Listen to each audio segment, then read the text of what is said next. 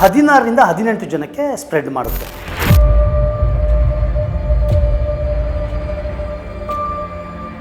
First effect ಆಗೋದೇ doctors ಈ ಸಲ.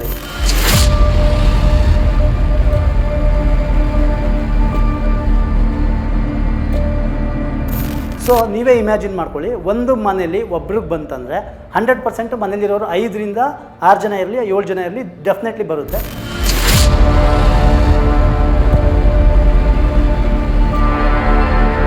ಆಲ್ಮೋಸ್ಟು ಹಾಸ್ಪಿಟಲ್ದು ಲಾಬಿಗಳನ್ನೆಲ್ಲ ಮಾರ್ಚರಿಯಾಗಿ ಕನ್ವರ್ಟ್ ಮಾಡಿದ್ದಾರೆ.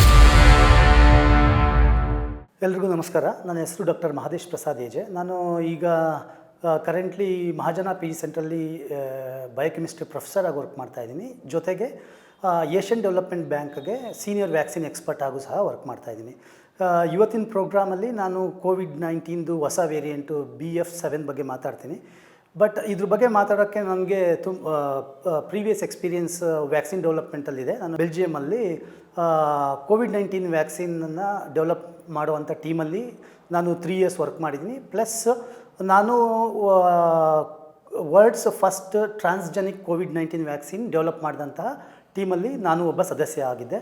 ಹಾಗಾಗಿ ನಾನು ಇದ್ರ ಬಗ್ಗೆ ಸ್ವಲ್ಪ ಹೆಚ್ಚು ವಿಷಯಗಳ ಸೈಂಟಿಫಿಕಲಿ ತಿಳ್ಕೊಂಡಿರೋದ್ರಿಂದ ಇದ್ರ ಬಗ್ಗೆ ನಾನು ಇವತ್ತು ಮಾತಾಡಲಿಕ್ಕೆ ಇಲ್ಲಿ ಈ ಸ್ಟುಡಿಯೋಗೆ ಬಂದಿದ್ದೀನಿ.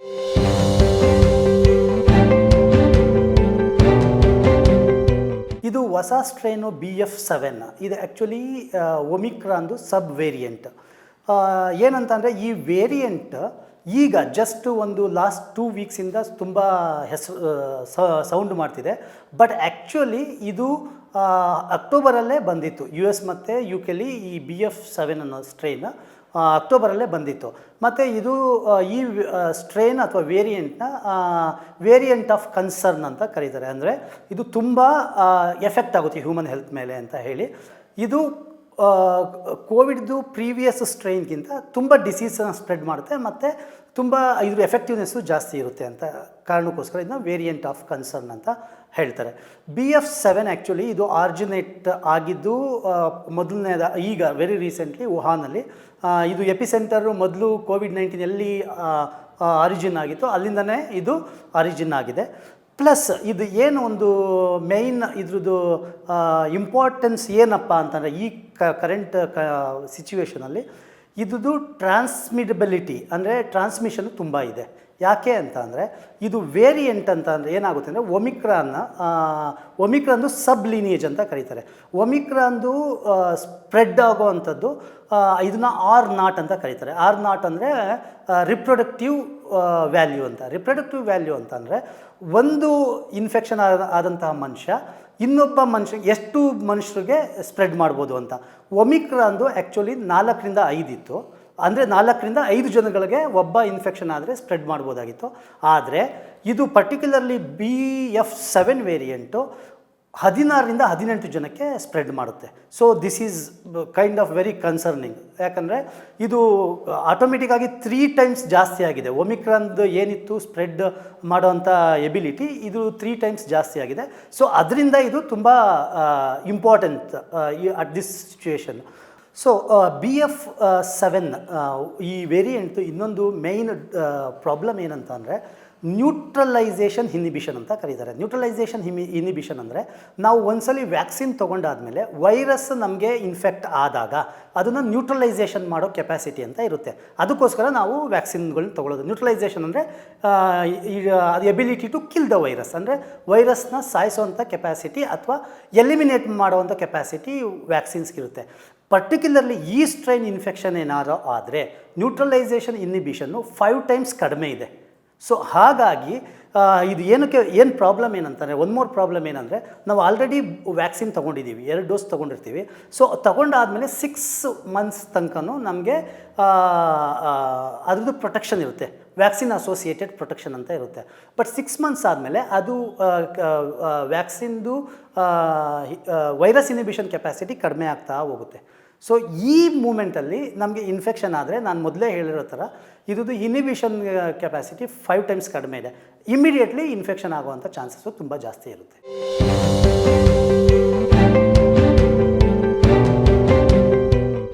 ಸೊ ಇವತ್ತಿನ ದಿವಸದ ತನಕ almost 4,000 cases Covid infections confirm ಆಗಿದೆ. ಬಟ್ ಅದರಲ್ಲಿ BF7 ಕೇಸಸ್ಸು ತುಂಬ ಕಡಿಮೆ ಇದೆ, 10ರಿಂದ 15 ಇದೆ.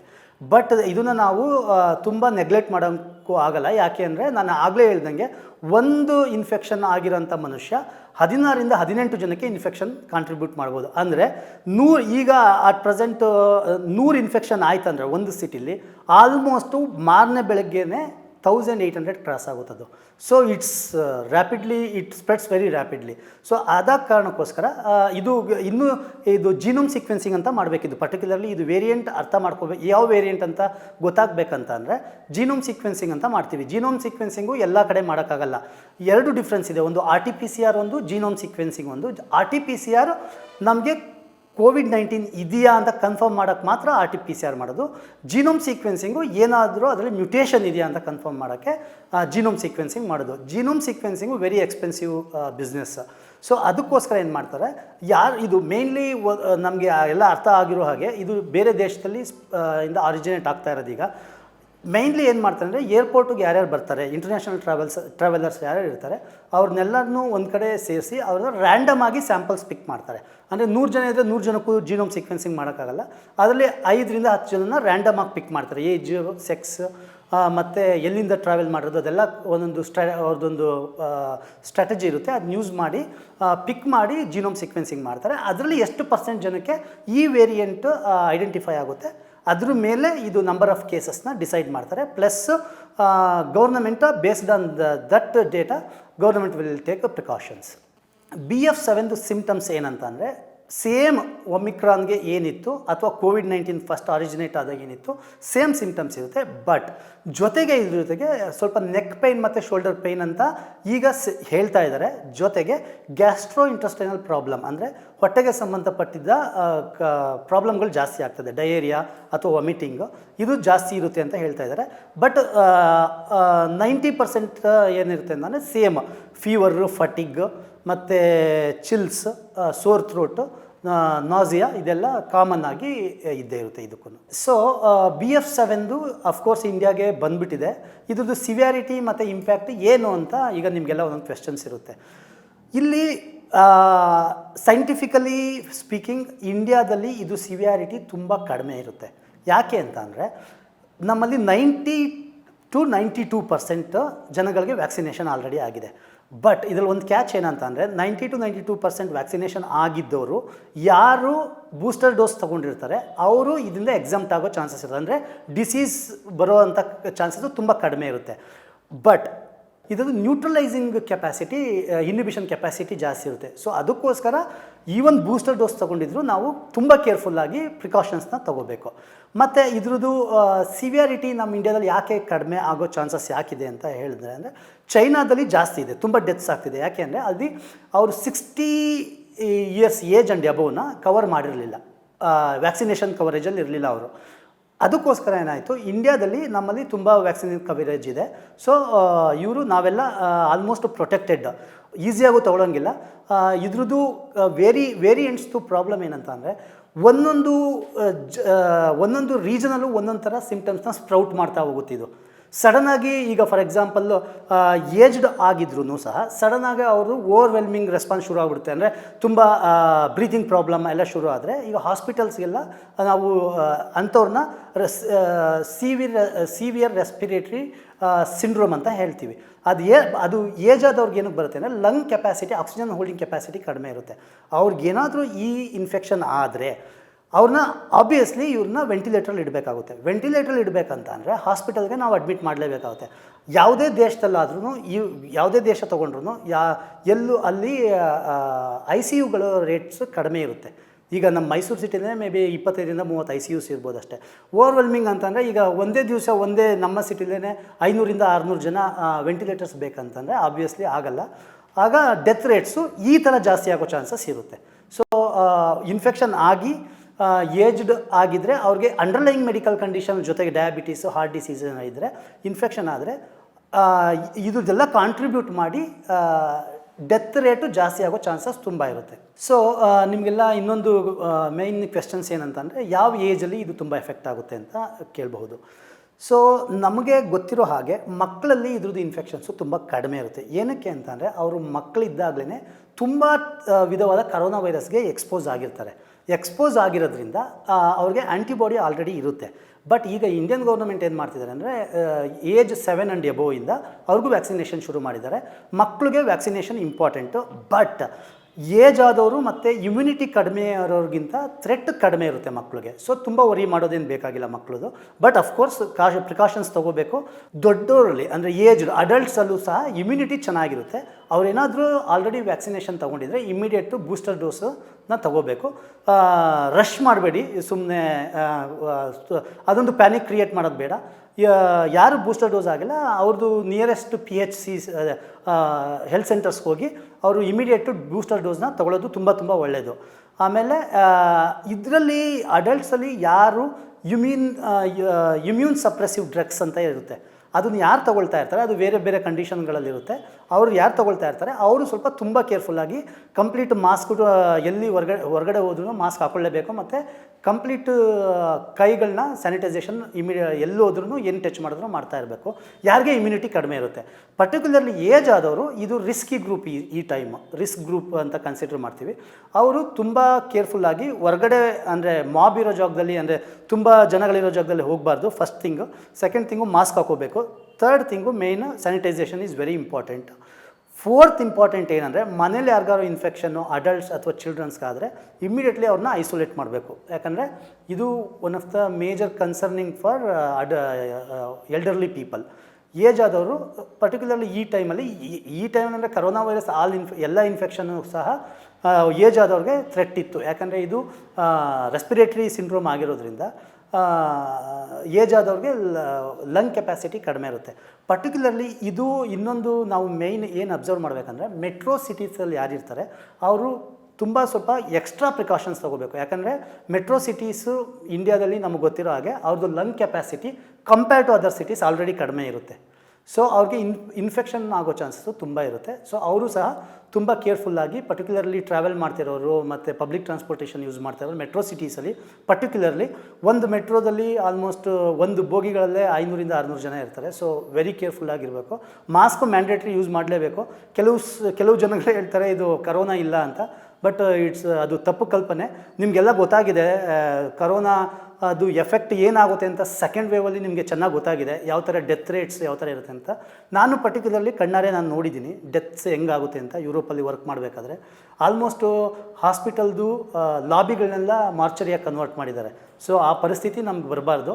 ಥ್ಯಾಂಕ್ ಗಾಡ್ ದಟ್ ನಮಗೆ ಒಂದು ಅಡ್ವಾಂಟೇಜ್ ಏನಾಯ್ತು ಅಂತಂದರೆ ಇಂಡಿಯನ್ಸ್ಗೆ ಈ ಕರೋನಾಯಿಂದ ಎಫೆಕ್ಟ್ ಆಗಿರೋದು ತುಂಬ ಕಡಿಮೆ. ಯಾಕೆಂದರೆ ನಮಗೆ ಪ್ರೀವಿಯಸ್ಲಿ BCG ವ್ಯಾಕ್ಸಿನೇಷನ್ ತೊಗೊಂಡಿದ್ವಿ. BCG ಅಂದರೆ TBಗೆ BCG ವ್ಯಾಕ್ಸಿನೇಷನ್ ಅಂತ ಕೊಡ್ತಾರೆ. BCG ವ್ಯಾಕ್ಸಿನೇಷನ್ನು ಅದು ರೆಸ್ಪಿರೇಟರಿ ಟ್ರ್ಯಾಕ್ಟ್ ಇನ್ಫೆಕ್ಷನ್ಗೆ ಕೊಡೋದು. ಸೊ ಅದು ಆ್ಯಕ್ಚುಲಿ ಕ್ರಾಸ್ ಪ್ರೊಟೆಕ್ಷನ್ ಅಂತ ಮಾಡಿದೆ. ಅದು ಸೈಂಟಿಫಿಕಲಿ ಪ್ರೂವ್ ಅನ್ನೋದು. ಅದು ಆ್ಯಕ್ಚುಲಿ ನಾವೇ ಮಾಡಿದ್ದೀವಿ ಸೈಂಟಿಫಿಕಲಿ. ಕೋತಿಗಳ ಮೇಲೆ ಅದನ್ನು ಎಕ್ಸ್ಪೆರಿಮೆಂಟ್ ಮಾಡಿ ಕನ್ಫರ್ಮ್ ಮಾಡಿದ್ದೀವಿ ಕ್ರಾಸ್ ಪ್ರೊಟೆಕ್ಷನ್ ಯಾವ ಥರ BCG ವ್ಯಾಕ್ಸಿನೇಷನ್ ಇದ್ದರೆ ಆಗುತ್ತೆ ಅಂತ. ಸೊ ಅದೊಂದು ಒಂದು ಕ್ರೈಟೀರಿಯಾ ನಮಗೆ ಫಸ್ಟ್ ವೇವ್ನಲ್ಲಿ ತುಂಬ ಪ್ರೊಟೆಕ್ಷನ್ ಮಾಡ್ತು. ಬಟ್ ಸೆಕೆಂಡ್ ವೇವ್ನಲ್ಲಿ ಇದಕ್ಕೋಸ್ಕರನೇ ವೇರಿಯಂಟ್ಸ್ ಅಂತ ಬರೋದು. ವೈರಸ್ ನಮಗೆ ಇನ್ಫೆಕ್ಷನ್ ಮಾಡೋ ಇಂಟೆನ್ಷನಿಂದ ಮತ್ತು ಅದು ಸರ್ವೈವ್ ಆಗಬೇಕಾಗಿರೋದ್ರಿಂದ ನಮ್ಮಲ್ಲಿ ಅದನ್ನು ಮ್ಯೂಟೇಷನ್ಸನ್ನು ಕ್ರಿಯೇಟ್ ಮಾಡ್ಕೊಳ್ತಾ ಹೋಗುತ್ತೆ, ವೇರಿಯೇಷನ್ಸ್ ಕ್ರಿಯೇಟ್ ಮಾಡ್ತಾ ಹೋಗುತ್ತೆ. ಸೊ ಆಗ ಆ ಇಮ್ಯೂನ್ ಸರ್ವೈವಲೆನ್ಸ್ ನಮಗೇನಿತ್ತು ಫಸ್ಟ್ ವೇವ್ನಲ್ಲಿ ಅದಿಲ್ಲ. ಈಗ ಥರ್ಡ್ ವೇವಲ್ಲೂ ಒಮಿಕ್ರಾನಲ್ಲಿ ತುಂಬ ಡೆತ್ಸ್ ಆಗಿದೆ. ಈಗ ಬರ್ತಾ ಇರೋದು ನಮಗೆ ಇಮ್ಯೂನ್ ಸರ್ವೈವಲೆನ್ಸ್ನ ಅದು ಕಂಪ್ಲೀಟ್ಲಿ ಎಸ್ಕೇಪ್ ಮಾಡ್ತಾ ಇದೆ. ಸೊ ಹಾಗಾಗಿ ವೆರಿ ಡೇಂಜರಸ್. ಬಟ್ ಪ್ಯಾನಿಕ್ ಆಗೋದು ಏನು ಬೇಕಾಗಿಲ್ಲ. Very dangerous if you don't take any precaution. So BF7 ಏನಕ್ಕೆ ತುಂಬ ಜನ ಪರ್ಟಿಕ್ಯುಲರ್ಲಿ ಅಬ್ರಾಡಲ್ಲೆಲ್ಲ ಎಫೆಕ್ಟ್ ತುಂಬ ಆಗ್ತಾಯಿದೆ. ಆ ಎಫೆಕ್ಟು ಈಗ ನಾವೇನಂತಂದರೆ ಬೇರೆಯವ್ರಿಗೆ ಆಗಿರೋ ಪ್ರಾಬ್ಲಮ್ಗಳಿಂದ ನೋಡಿ ನಾವು ಪಾಠ ಕಲಿಬೇಕು. ನಮ್ಗೆ ಆಲ್ರೆಡಿ ಗೊತ್ತಾಗಿದೆ ಕೋವಿಡ್-19 ಫಸ್ಟ್ ಶುರುವಾದಾಗ ಫಸ್ಟ್ ವೇವ್ನಲ್ಲಿ ಕೋವಿಡ್ ಇನ್ಫೆಕ್ಷನ್ ಅಂದರೆ R0 ಅಂತ ಕರಿತೀವಿ, ರಿಪ್ರೊಡಕ್ಷನ್ ವ್ಯಾಲ್ಯೂ ಅಂತ ಕರಿತೀವಿ. ಅದು ಫಸ್ಟ್ ವೇವ್ ಬಂದಾಗ ಒಂದು ಮನುಷ್ಯನಿಗೆ ಇನ್ಫೆಕ್ಷನ್ ಆದರೆ ಅವನು 1.5 ಅಥವಾ ಅಂದರೆ ಲೆಸ್ ದ್ಯಾನ್ 2 ಇನ್ಫೆಕ್ಷನ್ ಮಾಡುವಂಥ ಕೆಪಾಸಿಟಿ, ಒಬ್ಬರು ಇನ್ನೊಬ್ರಿಗೆ ಮಾಡೋ ಕೆಪಾಸಿಟಿ ಇತ್ತು. ಬಟ್ ಒಮಿಕ್ರಾನ್ ಬಂದಾಗ ಅದು ಒಂದು ಮನುಷ್ಯನಿಗೆ ಬಂದರೆ 5 ಜನಗಳಿಗೆ ಇನ್ಫೆಕ್ಷನ್ ಮಾಡೋ ಕೆಪಾಸಿಟಿ ಇತ್ತು. ಬಟ್ ಈ ವೇರಿಯಂಟು BF7 ವೇರಿಯಂಟು ಆ್ಯಕ್ಚುಲಿ ಸಬ್ಲಿನಿಯೇಜ್ ಒಮಿಕ್ರಾನ್ದು ಒಬ್ಬ ಮನುಷ್ಯನಿಗೆ ಬಂದರೆ 16ರಿಂದ 18 ಜನಗಳಿಗೆ 100% ಇನ್ಫೆಕ್ಷನ್ ಸ್ಪ್ರೆಡ್ ಮಾಡೋಕ್ಕೆ ಚಾನ್ಸಸ್ ಇದೆ. ಸೊ ನೀವೇ ಇಮ್ಯಾಜಿನ್ ಮಾಡ್ಕೊಳ್ಳಿ, ಒಂದು ಮನೇಲಿ ಒಬ್ರಿಗೆ ಬಂತಂದರೆ 100% ಮನೇಲಿರೋರು 5ರಿಂದ 6 ಜನ ಇರಲಿ 7 ಜನ ಇರಲಿ ಡೆಫಿನೆಟ್ಲಿ ಬರುತ್ತೆ. ಸೊ ಅದಕ್ಕೋಸ್ಕರ prevention is better than cure ಅನ್ನೋ ಥರ ನೀವು ಇಮ್ಮಿಡಿಯೇಟ್ಲಿ ಈಗಲಿಂದನೇ ಪ್ರಿಕಾಷನ್ಸ್ನ ಏನಂತಂದರೆ ಮಾಸ್ಕ್ ವೇರ್ ಮಾಡೋದು, ಪಬ್ಲಿಕ್ ಮೂಮೆಂಟ್ನ ತುಂಬ ಕಡಿಮೆ ಮಾಡಬೇಕು. ನಮಗೊಂದು ರಫ್ ಫಿಗರ್ ಸಿಗೋ ತನಕ 1 or 2 weeks is very critical. ಈ ಕ್ರಿಟಿಕಲ್ ಟೈಮಲ್ಲಿ ಎಷ್ಟು ನೀವು ಪ್ರಿಕಾಷನ್ಸ್ ತೊಗೊಳ್ತೀರಾ ಅಷ್ಟು ನಿಮಗೆ ಒಳ್ಳೆಯದು. ಸೊ ಇದು ಒಂದ್ಸಲಿ ಸ್ಪ್ರೆಡ್ ಆಗಾದಮೇಲೆ ಈಗಿರೋ ನಮ್ಮ ಪಾಪ್ಯುಲೇಷನಲ್ಲಿ ಹಾಸ್ಪಿಟ್ಲಲ್ಲಿ ಹೋಗಿ ನೀವು ಯಾರನ್ನೂ ನಮಗೆ ಮೆಡಿಕಲ್ ಇಂಟರ್ವೆನ್ಷನ್ ಮಾಡಿ ಅಂತ ಕೇಳೋ ಸ್ಥಿತಿಲೂ ನೀವಿರಲ್ಲ, ಡಾಕ್ಟ್ರುಗಳು ಆ ಸ್ಥಿತಿಲಿರಲ್ಲ. ಯಾಕಂದರೆ ಫಸ್ಟ್ ಎಫೆಕ್ಟ್ ಆಗೋದೇ ಡಾಕ್ಟರ್ಸ್ ಈ ಸಲ. ಸೊ ಡಾಕ್ಟರ್ಸ್ ಎಫೆಕ್ಟ್ ಆಗಿ ಅವರೇ ಸಿಕ್ಕಾಯ್ತಂದರೆ ಐದರ್ ನಿಮ್ಗೆ ಅವರೇ ಇನ್ಫೆಕ್ಷನ್ ಕೊಡಬೇಕು, ಇಲ್ಲ ಅಂದರೆ ಅವ್ರ ಮನೇಲಿರಬೇಕು. ಸೊ ಇಮ್ಯಾಜಿನ್ ಮಾಡ್ಕೊಳ್ಳಿ ಕಂಡೀಷನ್ ಯಾವ ಥರ ಇರುತ್ತೆ ಅಂತ. ಸೊ ಅದಕ್ಕೋಸ್ಕರ ಬೆಟರು ಈ ಕಂಡೀಷನ್ನೆಲ್ಲ ಹೋಗೋದು ಬೇಡ ಅಂತ ಅಂದರೆ ದಯವಿಟ್ಟು you should start now only mask, ಸ್ಯಾನಿಟೈಸೇಷನ್ನು, ಆದಷ್ಟು ಪಬ್ಲಿಕ್ ಪ್ಲೇಸಸ್ನ ಅವಾಯ್ಡ್ ಮಾಡಿ.